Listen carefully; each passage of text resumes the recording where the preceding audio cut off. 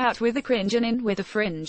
The final slate of preseason games Thursday night will feature fewer key players at risk and more aspiring bubble busters getting one last chance to make their team with a 75-man roster cut down eliminated. Some 1,200 players will flood the market this weekend as teams go straight from 90-man rosters to 53. That helps everyone involved in my opinion, Broncos coach Vance Joseph said. For the young guys to have a chance to play one more game to prove their worth to us and the entire league, it's valuable for those guys. For our staff to not have to play our valuable backups for an entire game, that's also huge. For instance, Broncos backup linebacker Corey Nelson would have to play the entire fourth game in the old setup, Joseph said. Now, he can play a quarter, maybe a quarter and a half, and now he can sit, watch and get ready for the Chargers, whom the Broncos host September 11th in their opener. So, that's big. And in our evaluation it's huge for us also to see those guys one more time, that one more chance to impress a coach with one play you can make. It's awesome for everyone involved. Ex-General Manager Bill Polian agrees. He was a long-time advocate of the league going with just one cut down, which faced stiff opposition on the league's competition committee until this year. I think the obvious ramification is that it will give the teams more players with which to play and, as a result, reduce the potential of injuries to key players, Polian said.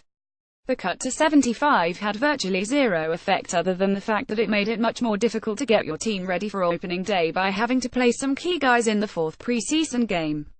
Polian was on the forefront of change in the early 2000s when he was with the Colts and started playing Peyton Manning for just a series or so in the final preseason game.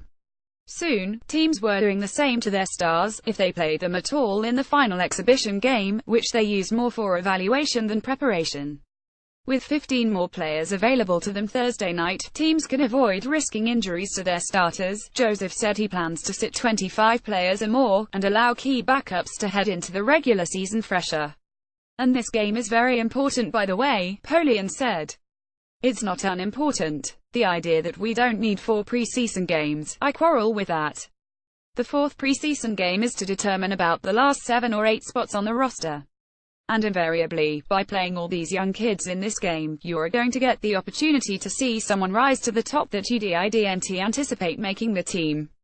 It happens every single year. With a 75-man roster cut down, teams used to soften the blow for many veterans by saying they'd released them early so they had a better chance of catching on with another team. That hardly ever panned out.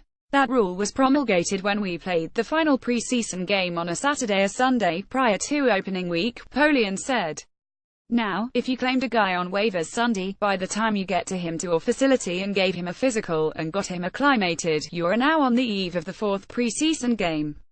He's not capable of playing. He doesn't know enough, unless he's a kicker or a punter. So, it was non-functional. Coaches are glad to have 90 players instead of 75 this week. I think it's a good thing, Raiders coach Jack Del Rio said.